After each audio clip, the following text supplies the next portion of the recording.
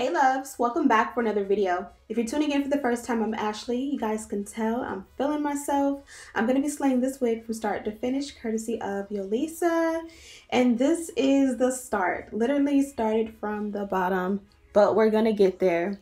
So this one is 18 inches, 180% density, and it's of course the 99J that I've been loving so much. This is set as a center part lace wig, and I'm loving everything about it. The texture, I believe, is deep wave. You guys know I have her linked in the description box, and you'll be able to shop and purchase her, and of course I've got some discounts for you guys there. This is a T-part wig. You guys know there's a shortage on lace going on, and you know, we just improvise. We find a way to still make it work. Frontals are a little bit harder to make right now, so the T-part is a hopefully just temporary fix in the meantime so we can still get our wigs. And I'm going to show you how to install and style a T-part wig literally from start to finish. So if you rewind it back a little bit, you'll see that there is lace along the entire hairline. You really can't part on the sides at all, but you can at least get the lace effect. They do not pre-pluck the lace area along the sides, but that's definitely an option. Like if you really want to go in and finesse, you can still tint the lace around that side, and then you can kind of like tweeze it out, and then you can still add your baby hair. I honestly opted to not do that. You can even bleach the knots along the side as well. In the center, the knots are bleached and good to go. But again, if you want to finesse and make this look like a frontal, you can. Let me know if you guys want to see me do that on camera. I can show you how to do so. But today we're going to keep it nice and simple.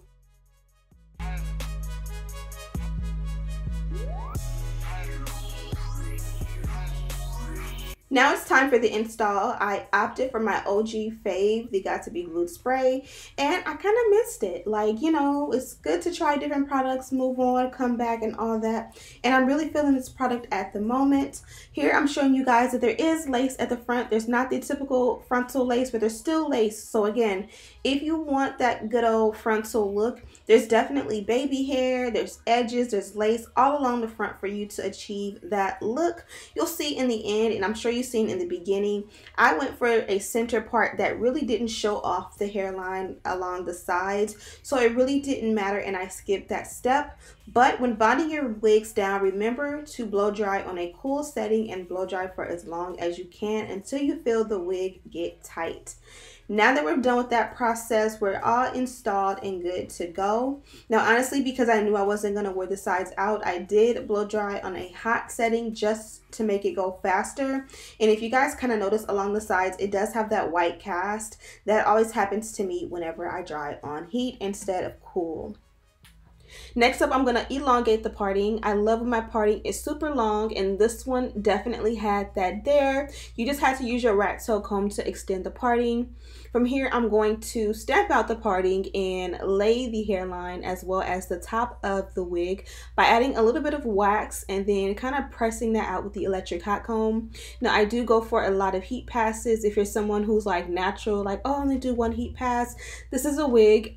You can apply a heat protectant and you'll be good to go. But I really like for it to be super flat along the top, even with curly hair, because I kind of feel like when it's curly from root to tip straight out of the parting, it kind of just gives auntie curly church wig vibes on me personally. So I don't know why, but it just looks better on me when it's a little bit more flat than it is when it's like curly root to tip. So again, I did take my time. I used a lot of heat passes. I did kind of, you know, fast forward and cut out a little bit, but I took my time and made sure it was as flat as I needed it to be.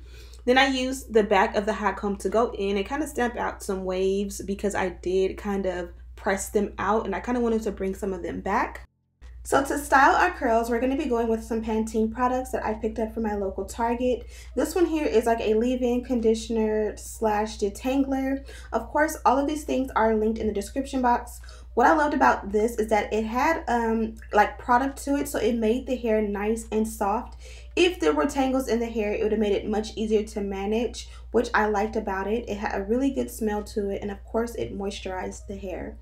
Next, I'm going in with the styling cream, and this is like a good conditioner, and I liked how much of a slip this one had. I literally used only a few pumps, and you guys can see it definitely activated the curls. It made them soft, it canceled out any frizz, and kind of just made them very, very sleek and uniformed, and that's what I loved about it. Of course, I got a little bit of shading with the finger combing method, but not too much or anything crazy. Also, I noticed with this hair, when wetting the hair, it did not have that red dye transfer, which is a key, you know, it's very key when buying colored wigs. You don't really want a wig that's going to be, you know, dyeing your pillows and your couch and your, you know, everything you touch. So that was a good thing for me, and this is pretty much how the hair came out. Now, to set it off, I am going to add this powder to the parting, linked in the description box. And as you guys can see with the hairline, I kept it very simple and natural for my natural girls who don't like the baby hair and all that. Trust me, baby hair is coming back, but I did want to give it a break and kind of just challenge myself to do something a little bit different, and I definitely love the way this one came out.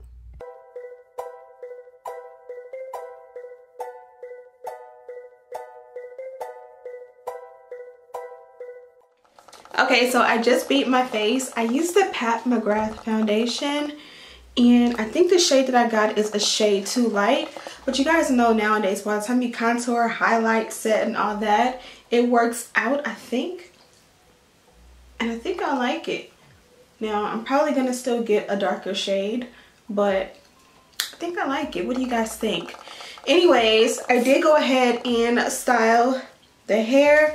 This was a super simple and easy install, mainly because this is a T-part wig, and T-part wigs honestly are a solution for the lace shortage that's going on right now in China and pretty much everywhere. They came up with this idea of doing as little bit of lace as possible so that we can still get our wigs, because right now it is so hard for them to get lace to make the wigs that like a frontal is a whole lot of lace. So the T-part pretty much is the solution for that. I know some of you don't like them, and then there's some of you who love them. I personally think if you're someone who keeps the same parting in your wigs, which honestly, let's be honest, most of us are, then really you're not missing out on anything. If you're someone who, like, today I parted the deep side part, tomorrow I'm doing the center part, the next day I'm going to do all the way up on the same wig, then yeah, I can see where you'd have an issue. But again, you know, you can still get frontals and closure wigs. It's just harder to get the frontals and easier to get the T-part wigs, if that makes any sense. So with this one, I love the way it came out. I love the hair in general. The color, you guys know, is my jam right now. I'm into the reds and the burgundies for the fall. And then what makes it even simpler, better, easier is the fact that I really didn't need to do anything to the hairline. Now there is just enough lace, and I know you guys seen it when I was blow drying and when I showed the inside construction of the cap. There's just enough lace at the hairline that if I wanted to kind of pull a little bit out and do some swoops, I could, but honestly I just didn't think it was necessary. Like, you know, I do baby hair so often that, you know, today I was like, you know, it's okay to give it a break today. And then once I get used to the wig and I've worn it for a couple days, maybe I will go in and add something just to switch it up. Now I did bond the wig down from ear to ear. If you want to make it glueless, just go ahead and add an elastic band in the inside, and you can kind of finesse, especially because I'm wearing it like this without the you know, sides and all this exposed. If you kind of want to finesse, especially for day to day, you don't have to keep it bonded down. Now I did switch up my products a little bit, or maybe even a lot. You guys know I love the Bedeck holding spray, and I've been using this consistently for the last couple of months, but you know, I'm sure you guys want to see other things. So today I went back to the Got to Be Glued. I've heard great things about Bold Hold has a hairspray, and I've heard that that one is really good, so I am gonna order that one tonight when I get back to my computer, and I'm just gonna try and order a bunch of different ones that are popular here on social media. So if you know of anything that I should be trying, DM me on Instagram. I'm actually Bedeck there, and you guys can let me know. Give me a list of everything you guys want to see me try on this channel, and I promise you guys I will order it. I did go ham in Target the other day, and I was just picking up stuff. Like, I was like, throw it in the bag, throw it in the bag. Oh, this is a conditioner. Oh, this is a holding spray. Throw it in the cart. So I did purchase a ton of stuff. So I did want to, you know, just try different things. You know, there's so many different products in the store, and I literally buy Aussie Moist. I literally buy, you know, the same stuff. I repurchased the Nairobi. I'm like, let's just try different things. And so Pantene is pretty much the brand that I remember dated all the way back to the earliest of earliest, going from like baby products to big kid and, you know, becoming a big girl and all of that. I remember my mom consistently used Pantene in our household, so I did get a couple of other stuff from Pantene as well, but these are the two products I tried today. This one is a detangler slash conditioning mist, and you know, I pretty much will buy this often in different brands for my girls whenever I go through their curls.